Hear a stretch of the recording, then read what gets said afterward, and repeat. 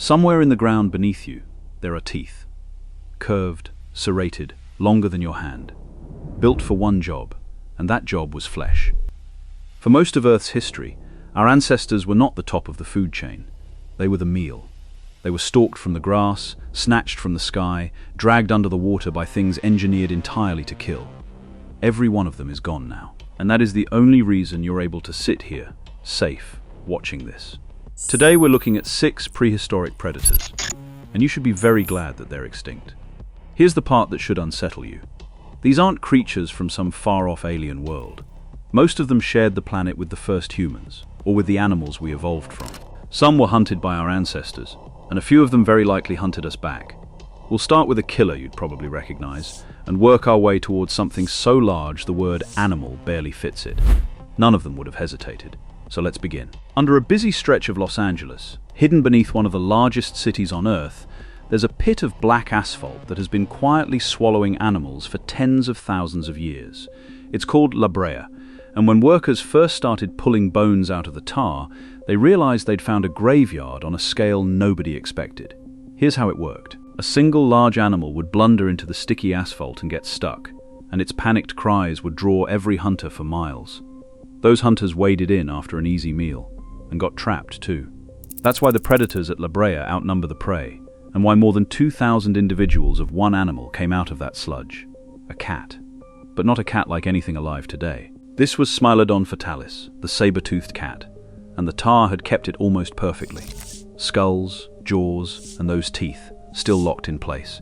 Each of its upper canines could reach 7 inches long as your whole hand, curved and edged like a blade.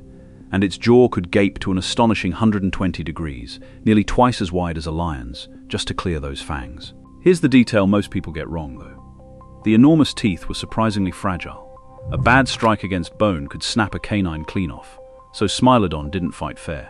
Built like a wrestler, with forelimbs far more muscular than any modern big cat, it would ambush an animal, slam into it, and pin it to the ground with sheer weight, holding it there, helpless and exhausted, before driving those blades into the soft throat in one precise opening cut. Then it simply waited for the bleeding to do the rest. Some researchers, studying fossils with old injuries that had healed, think these cats may have lived in groups, which means the thing pinning you down wasn't always alone. Its even bigger South American cousin, Smilodon populator, could weigh as much as 400 kilograms, bigger than the largest tiger alive today. This wasn't a sprinter, either. Its body was stocky, and its tail was short, nothing like the long balancing tail of a cheetah, which tells us it didn't chase prey down over distance. It lay in wait, exploded out of cover, and ended the fight in the first few seconds. Or not at all. And these cats walked the same Ice Age Americas that the first humans wandered into, right up until about 10,000 years ago, when the great herds they depended on disappeared and took the saber-tooth down with them. But a cat, at least, you can hear coming. The next predator didn't need teeth like these, because it ran. Picture a bird taller than you are. Not a big bird, a bird that looks at you at eye level, and then decides you're food. For most of the last 60 million years, the apex predators of South America weren't mammals at all. They were birds. We call them terror birds, and the name is not an exaggeration. These were flightless giants, some standing close to 10 feet tall, and one of them, a monster called Kalenkin, had a skull nearly 2.5 feet long, most of it beak. That beak was the weapon, a huge hooked hatchet of bone, curved at the tip like a can opener built for meat. They couldn't fly, and they didn't care. Their legs were long and powerful, fast enough to run down almost anything that tried to flee across open ground, and their necks were thick slabs of muscle. Studies of their skulls suggest they killed the way you'd swing a pickaxe, rearing back and striking straight down, again and again, driving that beak into the skull or spine of whatever they'd caught. Smaller prey they'd simply pick up and hammer against the earth until it stopped moving, the way a modern bird beats a worm on a rock, except the worm is the size of a deer.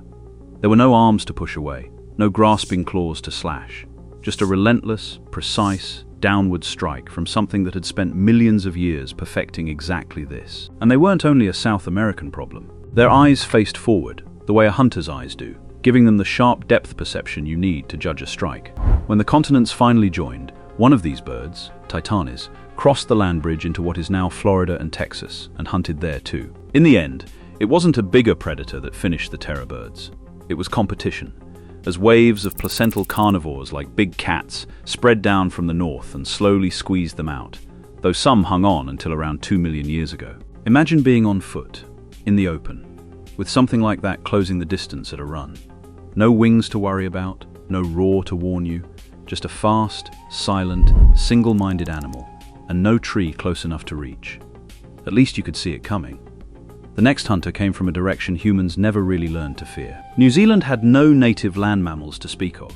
No wolves, no big cats, nothing that stalks and kills. So evolution handed the top predator's job to something else. It gave it to an eagle. Harpagornis murray, Haast's eagle, was the largest eagle that has ever lived, with a wingspan approaching 3 meters and females weighing up to 15 kilograms. A genuinely enormous bird.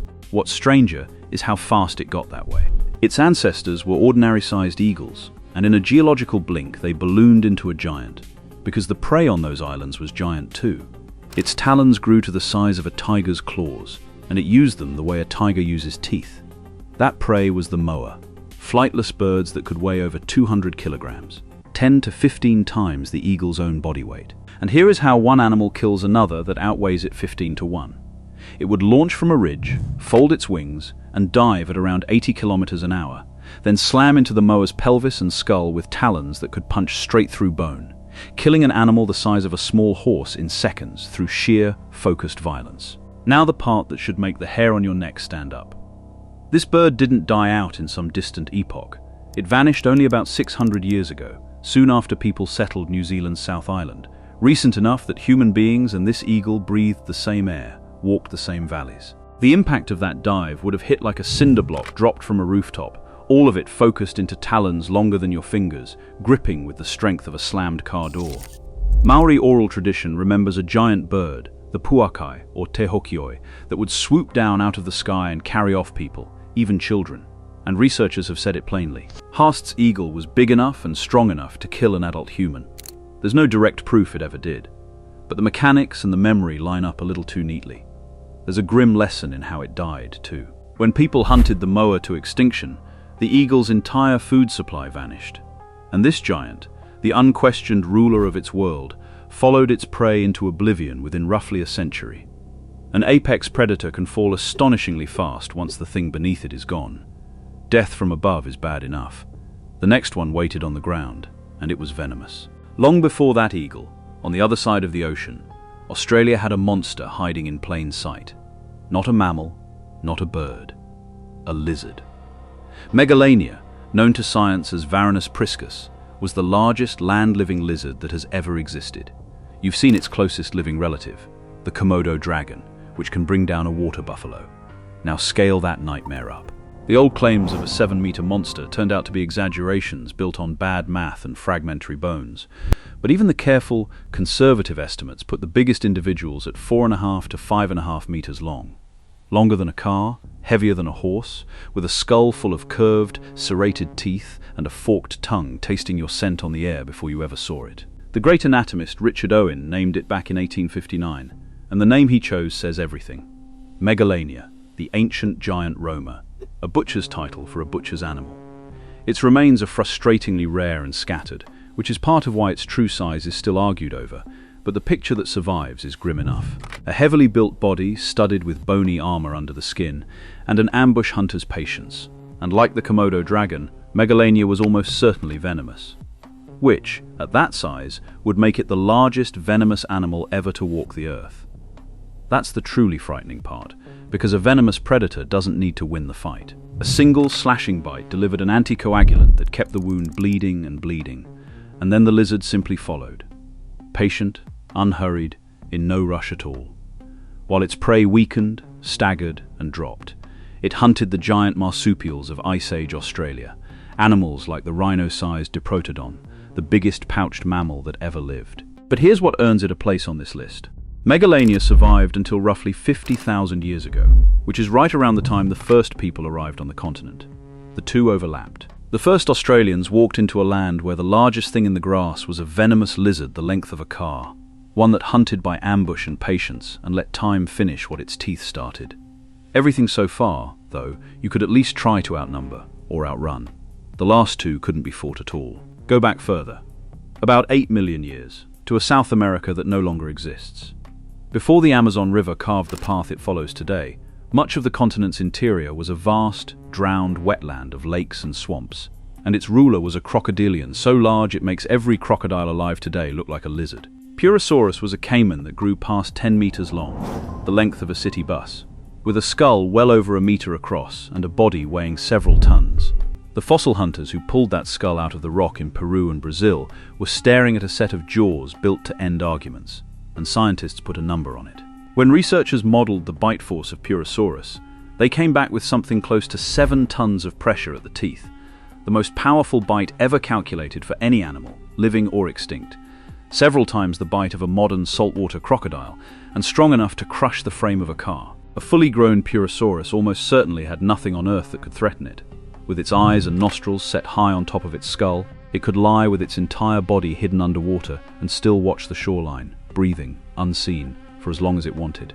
This was no fish eater scraping by. We know exactly what was on the menu, because paleontologists have found the tooth marks of a giant caiman gouged into the bones of a ground sloth. A heavy, powerful mammal, seized and killed at the water's edge.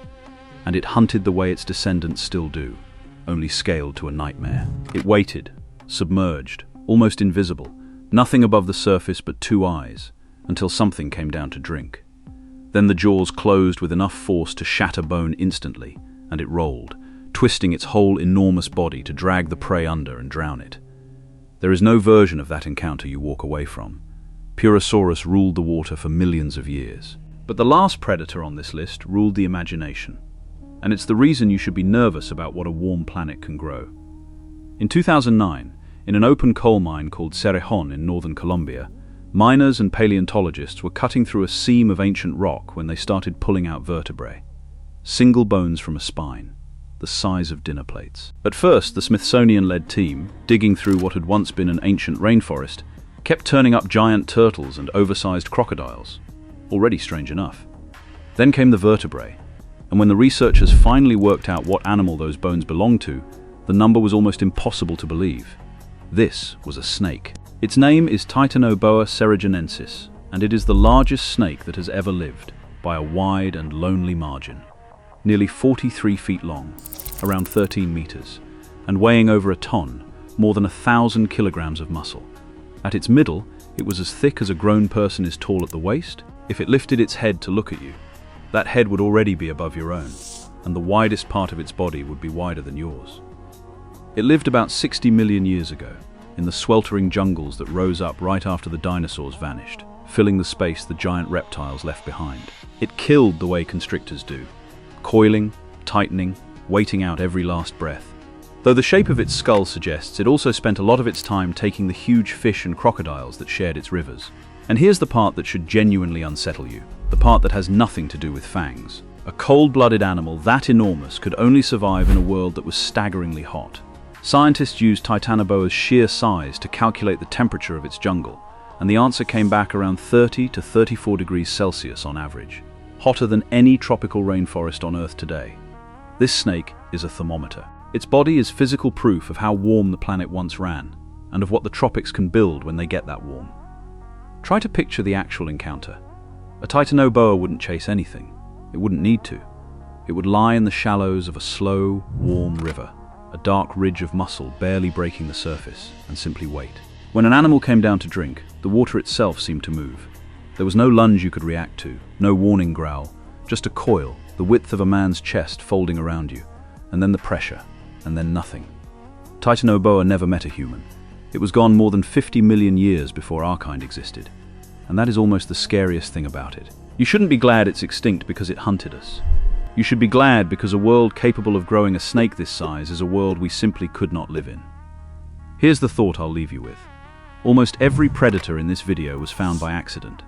A tar pit under a city, a coal mine cutting through a hillside, bones washing out of a thawing bog, or turning up in a quarry that was only ever meant to produce gravel. Nobody went looking for these things.